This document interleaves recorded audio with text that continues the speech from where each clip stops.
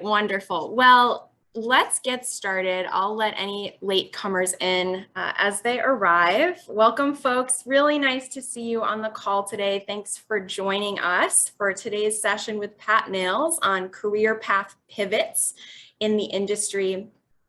First off, I'll introduce myself very quickly. My name is Rachel Lieblein-Gerbala. I'm the programs manager at the Spencer Educational Foundation.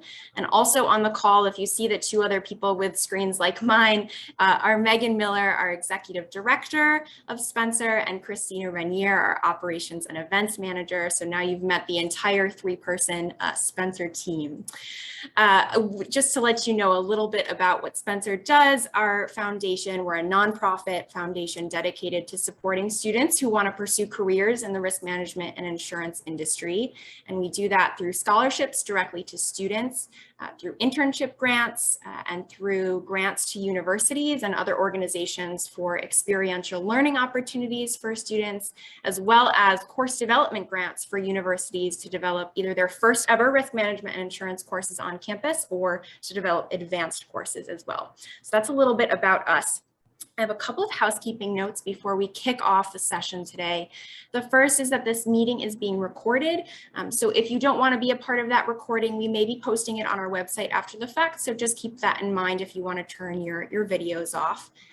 In that case. Again, if you didn't hear what I said at the very beginning, if you've just recently joined, we'd love to hear who's on the call today. So if you wouldn't mind introducing yourself in the chat with your name, where you're calling in from geographically, and your university or organization, it would be great for us to get a sense of who's on the call today. I do encourage you, if you are comfortable, to have your video on. It's always lovely and energizing to see some faces in this virtual world. And the last piece is that Pat will be entertaining questions at the end of his presentation.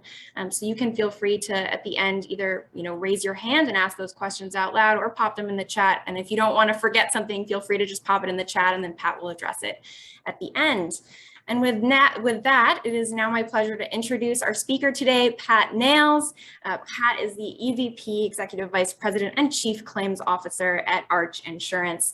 I don't want to reveal too much about Pat's life and trajectory because he's about to share all of that with you right now, so don't want to give any spoilers. But I will say that this is Pat's second webinar with us, so we really appreciate him coming back once again for the series and really just thank him for his time and energy being here, and to Arch more generally for their support of Spencer. And with that, Pat, I'm going to pass the mic over to you. Thank you so much for joining us once again.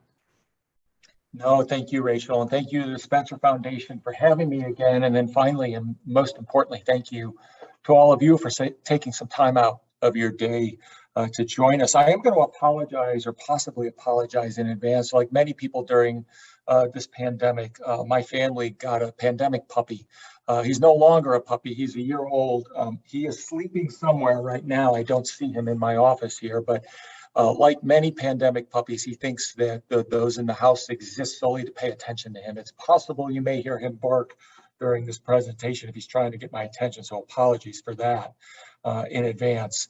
So I'm going to talk about career paths today, and I'm going to talk about career path pivots, and you're going to hear me use the term left-hand turn a lot because in my career, I have taken a number of unexpected left-hand turns and ended up in places that I did not expect to be.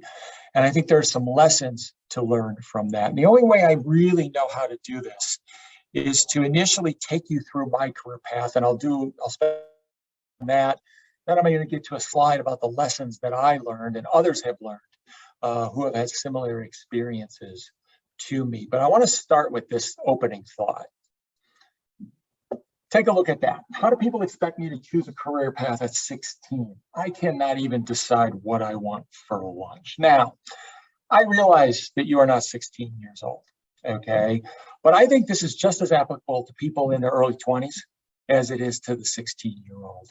I think we place unreasonable expectations on our young professionals to determine exactly where and what they want to be doing as they move on in their career. And I'm going to use myself as an example here. Before I even got into the insurance business, I made a couple pivots. Having been born and raised in Chicago, I went to the University of Illinois, got accepted to their business school.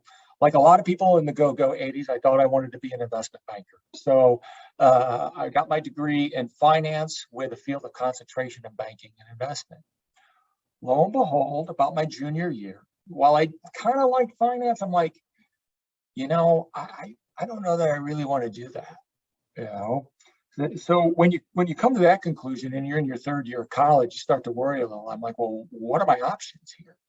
And I decided to go to law school. Now, I wish, because I get to ask this question, as a lawyer, you periodically get asked this question, why did you want to become a lawyer? And I really wish I had some altruistic reason. I was going to go save the world. I was going to go protect the environment. I kind of like being a student, to be perfectly honest with you. So I'm like, another 3 years of law school, that'd be pretty cool. And I did find that I enjoyed law school, okay, as I got into it. So it wasn't a bad decision for me at the end of the day. But again, the point here is that I already began to make those pivots before I got into my career, as I tried to figure out what I was going to do. And I ended up getting an advanced degree, which ended up being very beneficial for me as I proceeded to my career path. And let's move there. So I graduated law school in 1990. And like most law school graduates, I ended up working for a firm in Chicago over a 4-year period as a commercial litigator. Again, this was the 80s. Some of you who may remember, you may have seen the show LA Law, which was very, very popular at that time. And it portrayed these lawyers in Los Angeles who were constantly trying cases. I'm like, well, that'd be really cool. I want to be a trial lawyer. I want to go try cases. The problem with TV is these lawyers were trying cases every week. That is not the way the real world works, or the legal world works. You spend a lot of time buried in documents, writing briefs, taking depositions, things like that. I learned a lot from it, but it wasn't what I expected it to be. I was a little unrealistic, a little naive. So after spending 4 years at the law firm, I decided to take a look around and see if there were some other things that I could do. The Kemper Insurance Companies, which actually the Kemper I worked for no longer exists, but at the time, it was headquartered in Long Grove, Illinois, which is a suburb about, so we'll call it an hour and 15 minutes northwest of Chicago, kind of the exurbs of Chicago. Was looking for a lawyer to join their legal department. I said, you know what? I really don't want to be an insurance lawyer, but I can do this for a couple of years, and then I'll figure out where I want to go. That was 28 years ago, and I still am an insurance lawyer when it really comes down to it. So I joined Kemper, and I was in their legal department for a full 9 years. So it wasn't like I was jumping around initially, but what's important to remember about this is even within the legal department with this advanced degree, I began to work on a lot of different things. Because I was trained as a litigator, first I would manage books of litigation for them, lawsuits that were taking place, to which Kemper was a party. Then I began to get involved in some regulatory work. This is working, as you all know, insurance is a highly regulated industry. Started to work with insurance regulators, started to talk about compliance with regulations. Then for a while, Kemper went on a buying spree. We did a number of smaller different transactions where we bought smaller companies. So I did mergers and acquisitions work for about a 3-year period.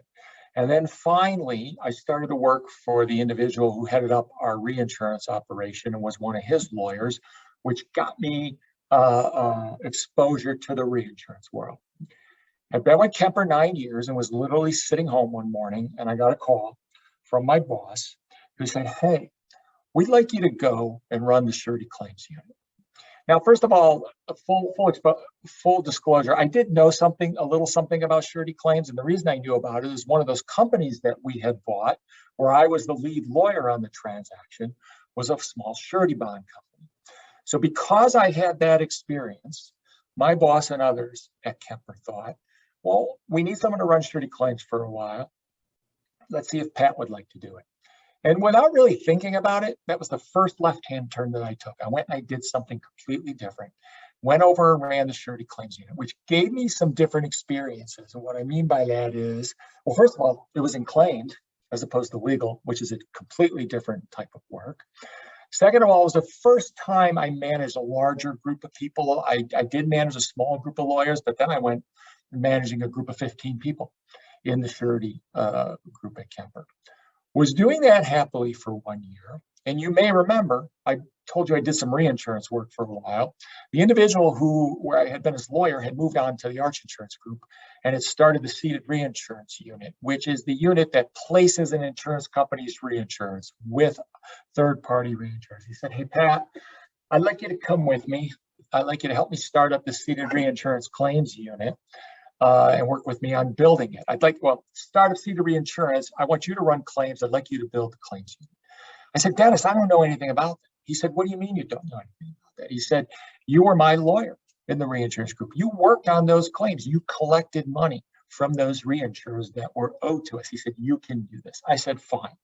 So then I jumped over to Arch and I did work in the ceded reinsurance claims unit for 3 years, got that thing up and running. And then they asked me to go back to what I'll call my comfort zone, the legal department. And again, I figured this is where I was going to spend the rest of my career at Arch. A year later, the chief claims officer at Arch and my mentor, who was the reinsurance guy at Arch, walk in my office and they say, "Pat, we've got a problem. We have a problem with our surety claims unit." I was working in New York, the surety claims unit is in Philadelphia. "We'd like you to go run that unit." I learned subsequently that this was considered the biggest problem in the company. Before I even knew that, I said yes. I just jumped at it. I took another left-hand turn. Really was a little naive and didn't completely understand what I was getting myself into, because once I got down there, I realized it was a big problem and I went to work fixing it. Okay. The challenge there was crisis management. They were kind of in a crisis. We had huge claims there.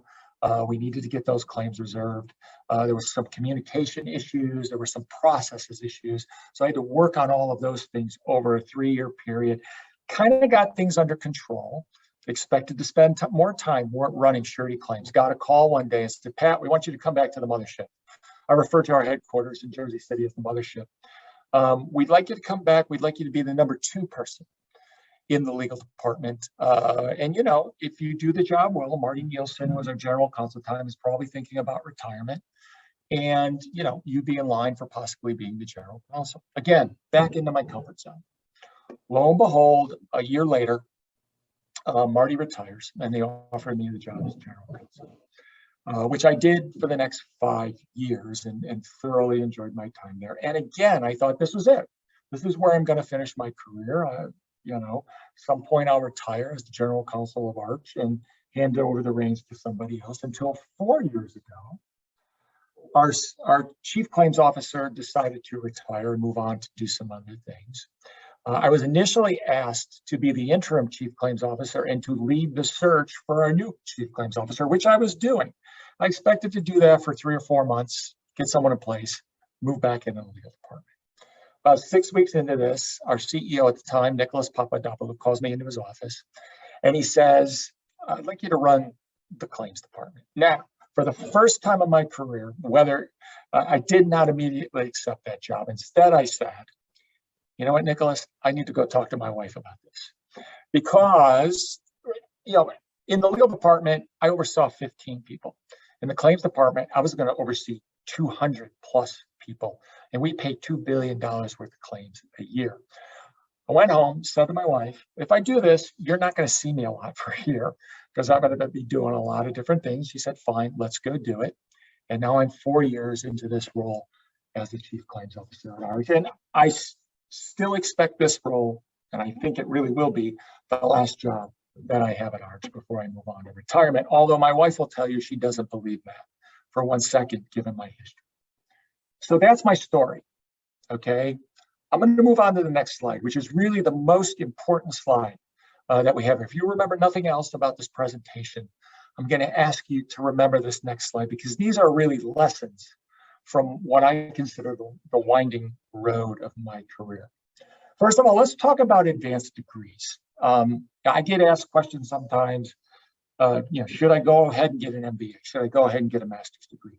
Should I go ahead and get a law degree? And that's a really difficult question to answer, because the reality is it's very specific to each individual. But I will say this: the value of advanced degrees are that you develop skills that can be and are portable. So what I mean is this: I'll give you 2 specific examples. If you go get your MBA, you are absolutely going to learn about evaluating financial risk. Now think about that in the insurance context. That's basically what every underwriter in an insurance company does, is evaluate some type of risk, and a lot of it is financial risk. So that ability to evaluate risk and evaluate financial risk is something that you can take from one job to another, in addition to other skills that you're going to develop as an MBA. For a law degree, with a law degree, you are taught to evaluate legal risk. You are taught to identify issues, evaluate the risk with those issues, and come up with solutions to those issues. That is a skill that you can use in just about any business scenario. Any business leader is at most times looking at different issues within their business, identifying the weak spots, and evaluating the risks that are associated with those weak spots, and then coming up with solutions to those risks, or to minimize those risks as much as they can, or mitigate the risks. It is a skill that you can take, that you learn in law school, and that you can apply to other different situations. So no matter what your specific situation may be, the skills that you will learn, in going to school and getting those advanced degrees will be portable, and you're going to be able to use them in different situations. Let's talk about your career. This is the one thing I really want to emphasize, and when I mentor people and talk to them, I tell this to them all the time. Careers are not always linear. In fact, they're very rarely linear. And what I mean by that is the following. I think most of us go into a career, and let me talk about it in the context of an underwriter. You go in, you begin your career as a junior underwriter. Then you become a senior underwriter. Then you become a manager. Then you become an assistant vice president, then a vice president, then a senior vice president, then a chief underwriting officer, and lo and behold, then a CEO. Very rarely do careers progress in that linear way. They tend to have a way, even if you're not trying to do it, they tend to have a way to jump all over the place and to go in different directions at any given time. So as you think about your career, have that in your mind, that it isn't necessarily going to be linear. And when you're presented with an opportunity, don't get caught up in the title, because I think sometimes people start to think about it that way. Think about how I talked about the progression of an underwriter: junior underwriter, senior underwriter, manager, AVP, VP. Don't get caught up in titles. I was a vice president for a very long time. I did not become a senior vice president until I was named general counsel at Arch, and didn't become an EVP until I was chief claims officer at Arch. So don't get caught up with titles. When one of those opportunities is presented to you, I want you to think about three different things. Number one, will this opportunity allow me to develop or sharpen skills? Develop skills that I need to develop, or sharpen skills that I already have. Look at it from a skill perspective. So let's talk about it. Let's talk about it from the perspective of my career. When I took the ceded reinsurance opportunity, it was the ability to build a department from ground up. That was the skill I wanted. I said, how do I build this? How do I hire the right people? How do they put them in the right place? How do I put the right processes in place so that these claims are evaluated in the way that they should be? Those were skills that I did not have from my other roles that I had at Kemper.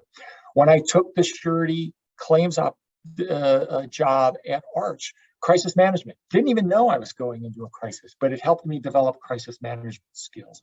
Helped me develop better communication skills, because I was doing a lot of traveling back up to New York City to brief senior management on how things were going. So think about it as, what skills will this allow me to develop? Let me give you another example, and this absolutely applies to me. We lawyers are thought to think in words. The written word is how we communicate. It's how we argue the issues. I don't think in numbers. I mean, I do have a finance background, but boy, law school kind of squeezed that out of me. So as I got into these different roles, the surety role really forced me to think about numbers, reserves, ultimate value of claims, things like that. Helped me sharpen those skills that I now use as the chief claims officer, because I'm looking at all types of claims that are presented to me for evaluation. So focus on the skills that will help you sharpen or learn. Number two, areas. Here's what I mean by that. Context means everything as you progress in a corporation. So the ability to be in your job, but understand how what you're doing is going to affect other areas of the company, or affect other levers that are going on within the company, is absolutely critical. So anytime you have a job that allows you to interact with a different area of the company. So another example for me, when you're a claims person, you work a lot with the actuaries.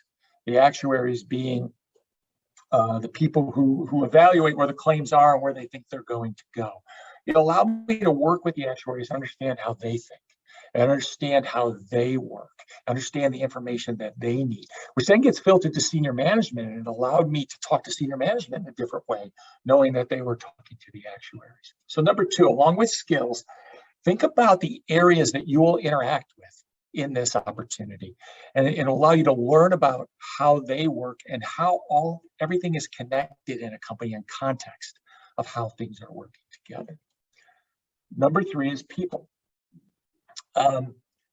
Also think about, as you are presented with new opportunities, what people will you interact with that you haven't had the opportunity to interact with? Because those relationships that you develop over time are going to be very critical. So over the years, I've been able to work with the individual who now has become our CFO, the individual who now became our chief actuary. We weren't in those roles, these senior roles when I started working with them, but I got to interact with them. I got to learn from them. And now I can pick up the phone and ask them a question, or people more junior to them and ask them a question, because I had the opportunity to get to know them, to work with them, and to learn from them and develop the relationship with these people who are in these other roles who are critical to the company, and again, give me a broader context as to what's going on in the organization and how everything works together. So remember those three things when you are presented with an opportunity. What skills will help you develop or sharpen? What areas of the company will you interact with where maybe you don't have a lot of experience right now? And what people will allow you to interact with and get to know, where it may be beneficial to have that relationship later on down the road. Now, I don't mean to diminish the importance of titles and the importance of compensation. In most cases, when you're asked to make a left-hand turn, you're provided with one of these opportunities, the compensation will be there. Sometimes the titles aren't. Don't get caught up in the titles. Again, I was a vice president for a long time with, I think, 3 different roles before I got promoted to senior vice president. But without those different experiences, I couldn't do the job that I think I did as general counsel and that I do now as chief claims officer. Finally, you've heard me say several times that I took a left-hand turn in my career. Do not be afraid to make a complete left-hand turn in your career. There was no way for me to envision when I started at Kemper in the legal department that I would end up running a claims department. And remember, several times I took left-hand turns to do things outside of the legal department. All of those situations allowed me to gain that knowledge, develop skills, know people in different areas, understand the broader context, get to meet people who are working in different areas that help me do the job that I do now, or at least I believe I do it better. Okay, here's the other thing, and this is very underrated. Once you demonstrate to people that you have that ability to make a left-hand turn and do something completely different and step in and do a good job, it seems to me those other opportunities are going to follow. There's a reason I got asked to make these different left-hand turns over time. And I've seen this with other people, by the way, which I'll get to in a second. But once you demonstrate to your senior leadership that you can step into a situation, adapt as you need to adapt, apply those skills or learn those skills that are necessary, when those other opportunities arise, you're going to be on a short list of names who will be considered for those jobs. It's interesting because I used to think years ago that my career was a little unusual, jumping around with this winding road. But as I go to different events and I talk to other senior executives, even at Arch, as I talk to senior executives and I talk to other senior executives, you find that there's a lot of similarity in our careers, in the sense that we had opportunities outside of what we would call our comfort zone to do different things, which allowed us to develop these different skills, talk or have access to different areas, have access to different people, which put us in a position to do the jobs that we're doing now. So this winding road is really not that unusual. So I figure what you were going to ask me is, how do you do that? What are the things that you can do to put yourself in position where you may be asked to take that left-hand turn? Well, first of all, and most important, don't be afraid to express the interest. Okay, and I'll be very honest with you. That is not something I did early in my career. I did later in my career. Don't be afraid to talk to your boss Let's say you're in underwriting role and say, hey, I know, I'm focused on my job as an underwriter. This is what I want to do. I want to do well. But if there are opportunities for me to do this or that, you should be somewhat specific. Don't be afraid to express it and say, I would like to learn something about that. I would like to maybe be considered for an opportunity like that when it comes along. Number two, don't be afraid. I don't have this on my slide, but I thought about it afterwards. Most companies provide educational opportunities to learn about different areas of the company. At Arch, we call them launch and learns. We'll have our actuary come and talk about what an actuary does, or someone in claims come and talk about what claims does. Avail yourself, take advantage of those opportunities when they're there. Companies do them in different ways. It may be a 1 or 2 day opportunity where you just sit in and you learn about different areas of the company. Take advantage of educational opportunities such as CPCU, to learn about different areas of the company. That will give you some experience in understanding what different areas of the companies do. Another one to do is, in most companies, there are going to be groups of people, we can call them working groups or committees, who are working on different problems. Always take advantage if it's offered to you, or raise your hand if you're asked to work on a multidisciplinary working group. Because think about it, you're going to be working on a problem, okay, that the company's looking at that involves people from different areas of the company. Okay, so right there, you're going to meet people and you're going to have access to different areas or have experience with different areas. It's a very good way to gain experience there. And you may also find that you develop some different skills. Finally, don't be afraid to connect with people. Again, this is something I did not do when I was earlier in my career. When people ask me, what do you know now that you wish you knew before? Let me give you a little hint or a little insight. Senior executives like to talk about themselves, and I don't mean that in a bad way necessarily. Don't be afraid to go talk to them and say, hey, tell me about your career. Tell me about the things that you did. What advice would you give to me? What do you wish you knew when you were early in your career? We like to talk about ourselves, and we'll be happy to kind of tell you those things. And the reality is, particularly as you move along in your career, I do a lot of mentoring now in my career because I feel like it's my obligation to do that. I know this sounds a little trite, but I had actually 3 really good mentors in my career, and I happened to be talking to one of them last Friday. He's now retired from the industry, and he actually did say to me, Pat, remember, you have an obligation to pay it forward. And that was him mentoring me now. So I do spend time mentoring people now because I had great mentors myself. So seek out a mentor, talk to people, someone you connect with, ask them, are you interested in being in a mentor-mentee relationship? You will find people are open to that. So let me leave you with one final thought, which I want to go to and advance the slide here. Tom Preston is the CEO of the MTV television network, and they own a bunch of networks. And I came across this quote, and I thought it was great. A career path is rarely a path at all. A more interesting life is usually a more crooked, winding path of missteps, luck, and vigorous work. It is almost always a clumsy balance between things you try to make happen and things that happen to you. And I think that basically sums up some of the things that I've talked about with you guys today. So one thing before I take questions, I do invite you all to connect with me on LinkedIn. I'll be happy to continue to have this conversation with you. My only request is when you do connect with me, please mention that you were that you listened in on the Spencer Foundation presentation, just so I know exactly, I have some sense of exactly who you are, and I will accept your invitation and we can continue our conversation. With that, Rachel, I'll turn it to you. I don't see any questions in the chat, but we'll see if anybody has any questions. Thank you so much, Pat. And like I said, you can both ask a question in the chat, or if you'd like to just unmute yourself and ask that verbally, that's great too.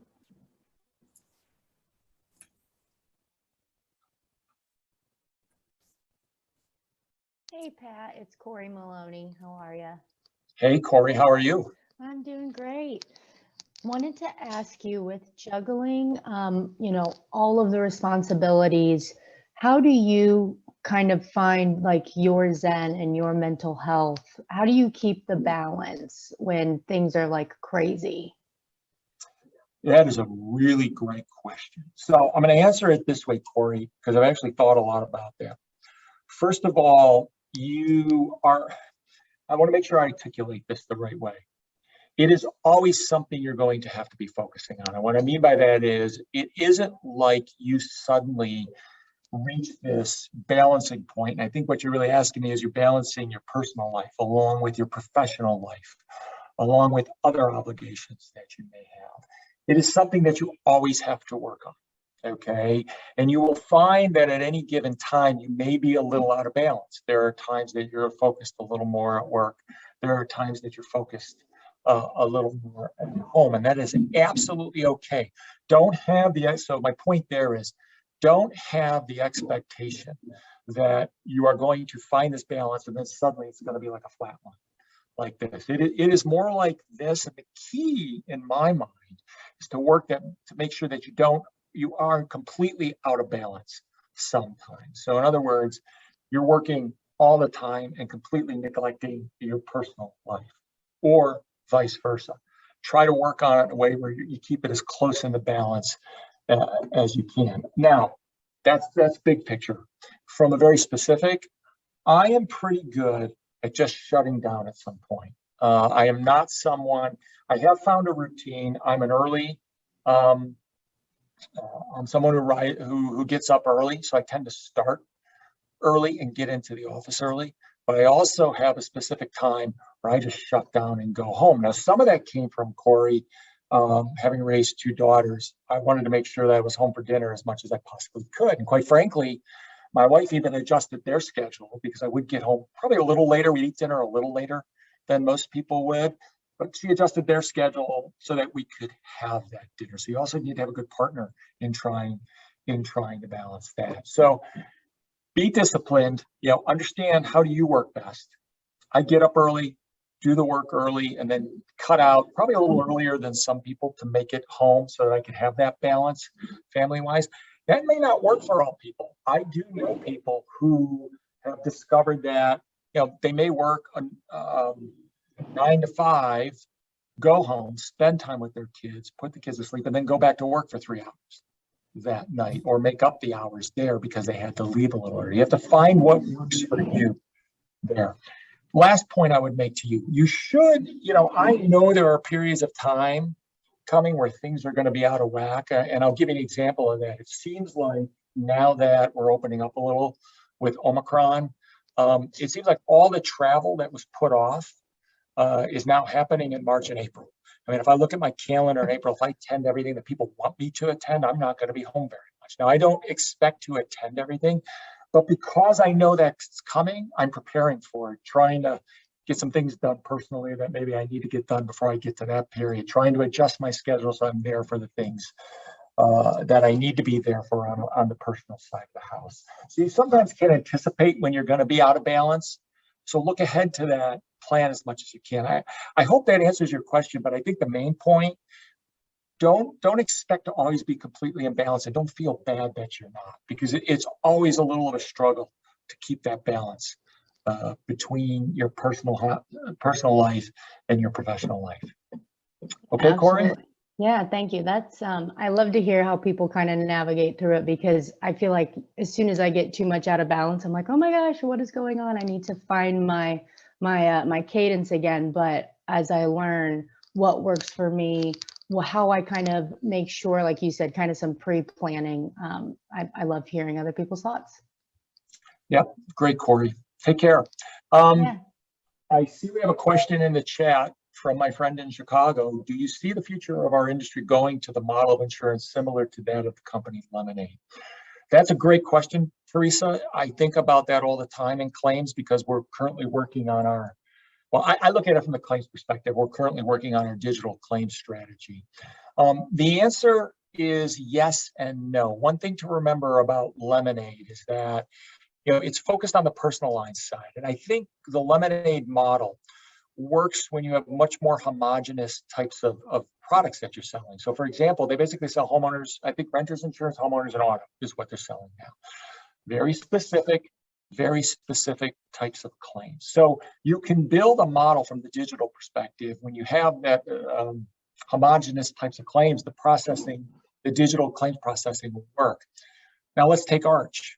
We're a specialty company, so we write everything from on one end of the spectrum, travel insurance. It's the closest thing we get to personal lines. We don't write homeowners and auto.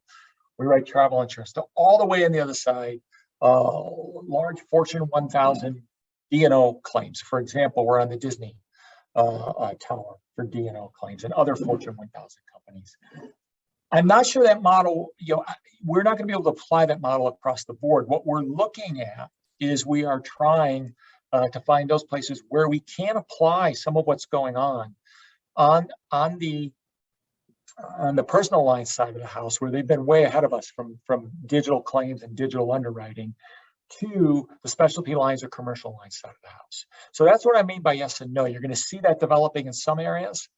You're going to see other areas that it's just not going to apply to. D&O would be one example of that. Large property losses would be another example of that. So maybe as a preliminary step, perhaps start with smaller middle insurance risk business auto, where you have specific symbols, like those policies are a little more narrow versus your broadened manuscript policies and specialty risk. I get it. Thank you for answering my question. I appreciate it. And I'm a claims person as well. And I just typed to you, we smell our own. So I enjoy. I see that. But no, Teresa, I think you're absolutely right, because that's the strategy we're using at Arch. I mean, we've highlighted a couple areas where we think this, and remember, you got to think about it from this perspective, where everything we do from a technology perspective is, how are we going to put our adjusters in the position, or the people who are working for us in the position where they're adding the most value every single day? Now, that might be, so let's take small auto claims. There may be claims that are, and I do think we'll get to a time where it's straight through processing, where a human being will never touch the claim, okay, on a small claim. However, but think about what you do there. Then you free up your adjusters, okay, to work on those claims that are a little more complex, that have coverage issues, whatever the case may be. And that's where they're going to add value and save money for the company. Because one of our goals is to drive claims to conclusion as quickly as we possibly can. Because every day a claim is open, there's some cost associated with it. So if I can free up my adjusters and use technology to resolve those smaller claims, free up my adjusters to focus on those mid-sized claims and to drive them to a conclusion, get payment in the hands of the claimant as quickly as possible, it's a win-win for all of us. And the adjusters enjoy it. Yeah. So, okay. Thank you. You answered my question. Thank you very much. Welcome. Any other questions? We have one in the chat from Ali. Can I become a chief claims officer straight out of college? It's a good question. Boy, there are days I will tell you yes. There are days I will tell you no as I do this job. But no, I think to be serious, Ali, I'm going to answer the question this way. Think about your career as you're building something. Okay, remember I talked about skills and people and areas.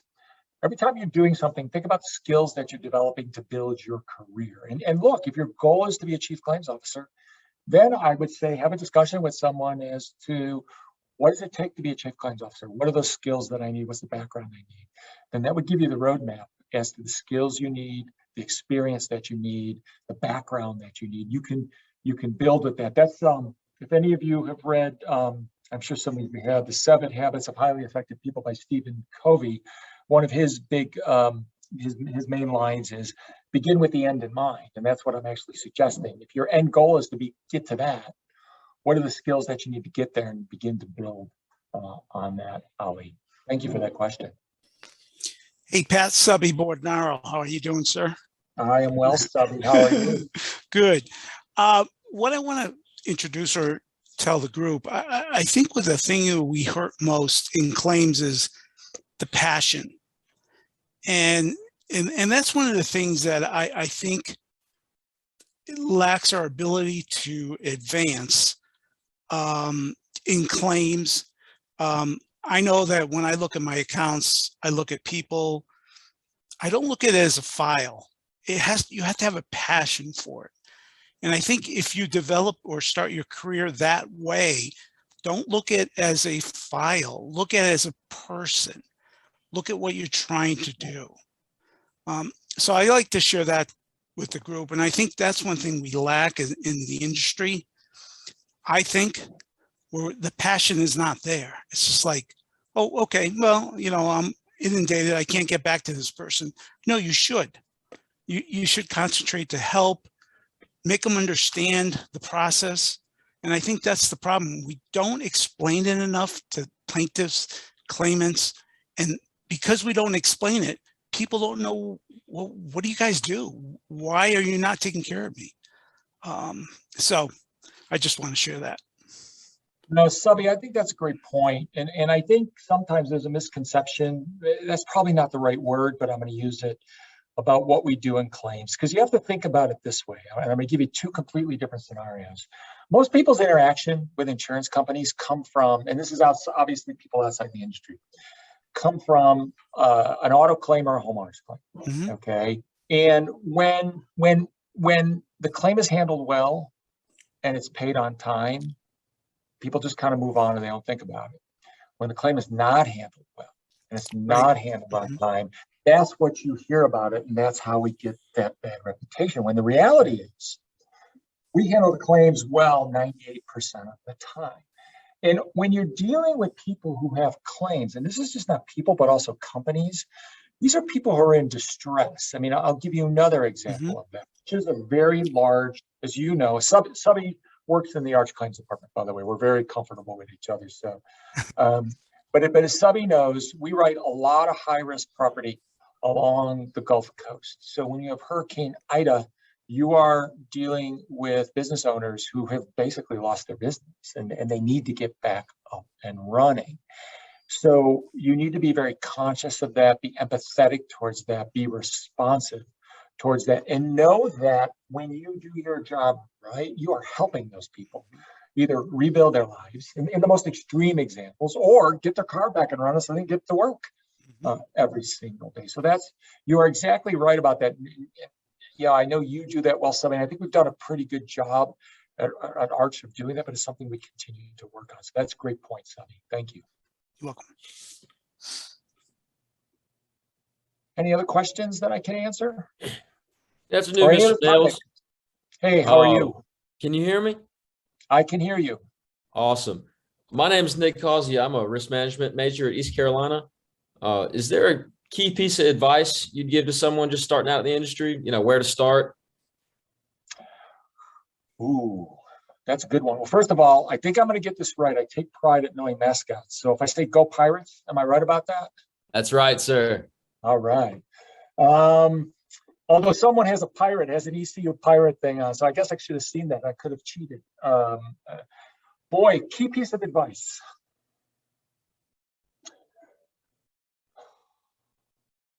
It's going to be, I can't come up with one, Nicholas, but I'm going to come up with a couple of them. I'm going to come up with a couple of them. Be curious, okay? Absolutely be curious when you go into your work in your job. Ask questions, not only about the specific job that you're doing, but as we talked about other areas, and never lose that curiosity and never lose that ability to learn. I know that's a little trite, but I gotta be honest with you, and Subby, you know, you and I have talked about this. Even in my role, I've been in the business 28 years. I still learn things. I'm gonna be honest with you, not every single day. And it's just because sometimes I just gotta work on mundane things like anybody else. But I still learn things every single day. So be curious. And then the other one is, and this goes to the question of if I could go back to my 21-year-old self and give them a piece of advice, don't be afraid to talk to senior executives and ask them their opinion and learn about what they do. And look, I know it sounds funny. I don't mean it in the sense that they're self-centered, but people do like to talk about themselves. And people who've been in the industry for as long as a number of us have, we're passionate about the industry. So we like to talk about that. So don't be afraid to ask those questions. The last piece of advice I will give you, because I don't want to mislead people. My whole talk here has been about new opportunities and taking a left-hand turn. but never take your eye off the ball, which is the job you're doing at the time you're doing it. Continue to do it with excellence. Look for those other opportunities, but continue to do it with excellence and be very focused on it. Okay, Nick? Thank you, sir. That's awesome. Thank you. Any other questions? Mr. Nails, my name is Curran Turlington, and I'm also in the RMI program at ECU. My sights are set on law school upon graduation in May. So I just had some questions. What were some things that you liked about practicing as a litigator? And, what were some factors that helped you to kind of turn your sights more towards the legal part of the insurance industry? Yeah. What I loved about being a litigator was the wide variety of things that I got to handle while I was working. I mean, I went from handling small antitrust matters to challenging and defending estates and wills to basic to disputes between business partners. And what I liked about that is I got to learn about different things throughout that time. And having a business degree, that was very interesting to me, particularly when they were business related types of issues, because I was able to take what I learned in business school and apply it to that. I also liked the challenge of really thinking through what were the key issues in a case. And it's something I actually, that, and as well as how do you present something in a very simplified manner to make it so that people can't understand it. So let me talk about both of those. As you look at making decisions, okay, and particularly when you have complex scenarios, one thing I tell people to keep in mind, there's always maybe one factor that's the most important factor, okay? Sometimes it's resolving it as quickly as you possibly can. Sometimes it's you need to win this issue. And that's a type of thinking, as I moved on as a senior executive, that's the type of thinking that I've, or the third one, there's a third one I answer, where's the weakness in your argument? You have to understand that. And that's something, in my role as senior executive, when someone comes in to pitch me what to do with a case, or we want to do something going forward, one of the things I do is I'm like, okay, where's the weakness here? Because that's what we really have to talk about. Okay, what's the downside there? And that's a skill I developed working as a lawyer. What was the second part of your question? I think it was it moving in-house? Was something related to that, Curran? Yes, sir. It was just in regards to, what kind of helped you, I guess, decide to move towards the insurance part as opposed to just practicing as a litigator. Yeah, no, look, I'm going to be brutally honest with you. It was life balance. Okay, when you work in a law firm, and I'll just be very honest, those are tough environments to work in for a variety of different reasons, and very time intensive. And I was at a point in my life, I actually met my wife in law school. She happens to also be a lawyer, but we were at a time in our life where we wanted to start a family. And I began to realize that, to Corey's earlier question, that I was going to want a little more balance. Here's the other thing, but there was another factor, and I don't know that I really figured this out, Nick, until I actually went to Kemper. So as a litigator, think about what you're doing. You are always involved in disputes, okay? It is always, most of the time, adversarial. There's an adversarial component. And I think I started to get a little tired of that.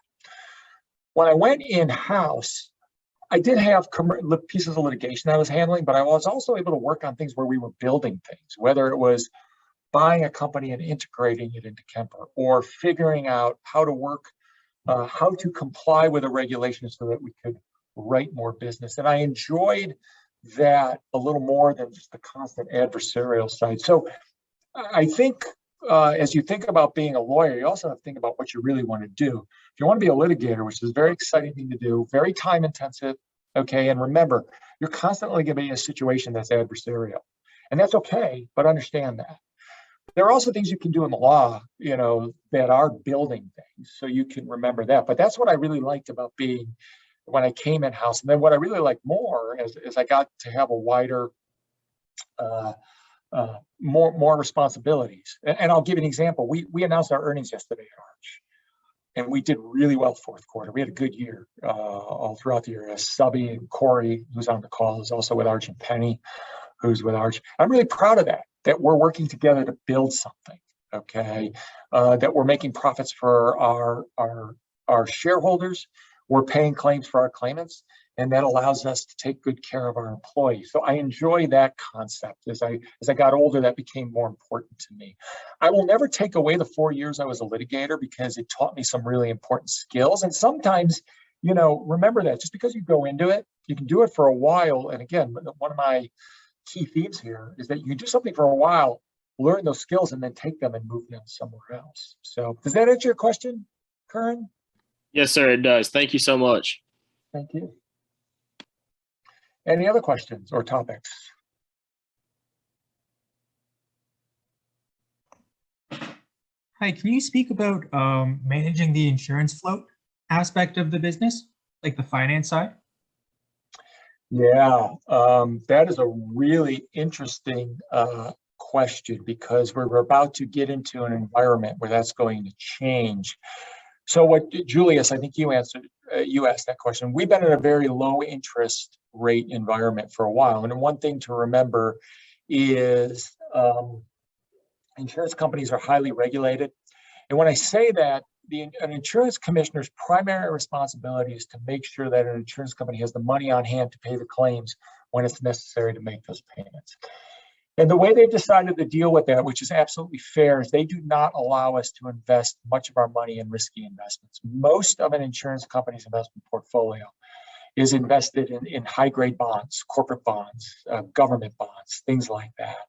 And as you know, in a low interest rate environment, those bonds aren't paying much. We do have a small group, you know, they do allow us, and the way they do this, you have a certain percentage of buckets. So we do have a bucket of alternative investments, which have actually done very well recently. When you're in a low interest rate environment, it really forces you to focus on your underwriting because you're not making much money on the interest rate side of the house or on the investment side of the house. And that's about to change. I mean, if Jerome Powell does what he says he's going to do, we're going to have 3 interest rate hikes in the next year. And given the volume of money that we hold, which is literally billions of dollars, you know, a 1% interest rate spike creates a lot of investment income for us.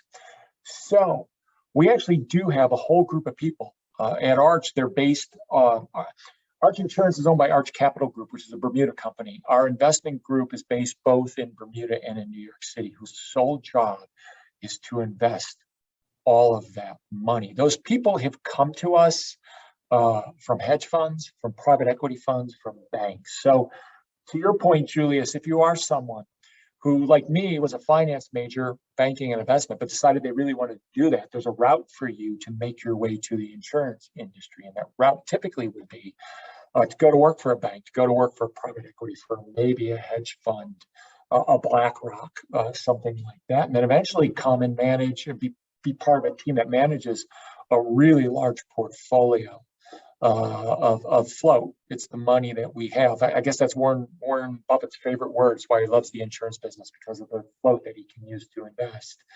But the float, we invest that money to make money on it. And it, you know, depending on where you are in the interest rate cycle, well, actually, it's important no matter where you're at the interest rate cycle, because right now, most companies are invested in very short-term type securities and bonds, waiting for those interest rates to start to step up. Very important part of our business that you really don't think about.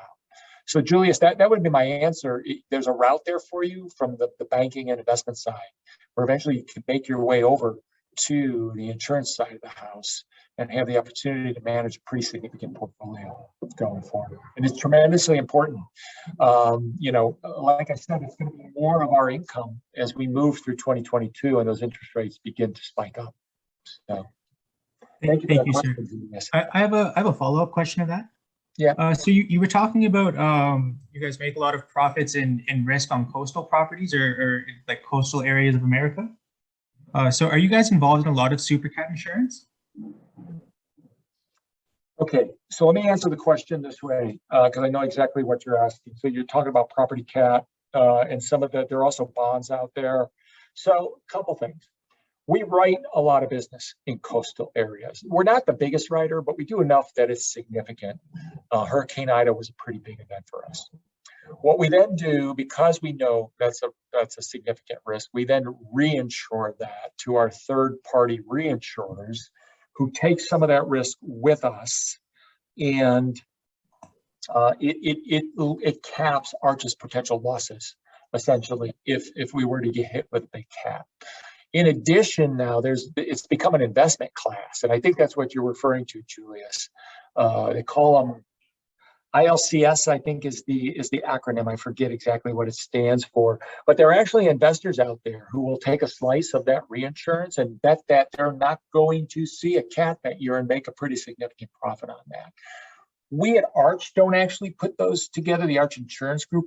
That typically is something the reinsurers do. Now, that being said, one of Arch's companies is Arch Reinsurance, and they're a pretty big player in that marketplace, putting together those. They're not technically a security in the sense that it's not covered by the SEC, but they're very similar to securities in that way. And yes, Arch Re plays in that marketplace. Thank you, sir. Any other questions? Boy, we took up the whole hour. Well, again, please send me an invite on LinkedIn, guys. I'd love to continue the conversation with each of you guys. And just in the message, just reference Spencer Foundation so that I know, that's where you kind of learned of me, and I will accept the invitation and we'll take it from there. Rachel, with that, I'll turn it back to you. Thank you so much. I want to thank this audience. This was a really robust conversation, and that's thanks to all of your questions, as well as obviously Pat's wealth of knowledge and ability to share that. So thank you all. Really appreciate you being here. I do have a quick plug. We have another webinar coming up next month, March 10th, same time, 1 Eastern time. It's a Thursday. It's going to be how to start a startup with David Gritz of InsurTech New York. So David's going to be just sort of discussing the role of InsurTech startups in the insurance industry and some ideas on how one can go about starting one's own. So I hope you'll consider joining us for that. Again, this webinar has been recorded and will be posted on our website after the fact. So it'll be up by early next week. You can find that link in the chat. If you have any thoughts that you want to revisit, that recording will be available to you then. And with that, Pat, once again, thank you so much. This was such a great conversation. We appreciate you being here. One more thing. Yeah. So Teresa asked, Bengals or Rams? Heart says Bengals, head says Rams. That's all I can say. So I'll be rooting for the Bengals. I like the underdog. So thanks, everybody. Great way to end. Thank you so much. Have a great rest of your day.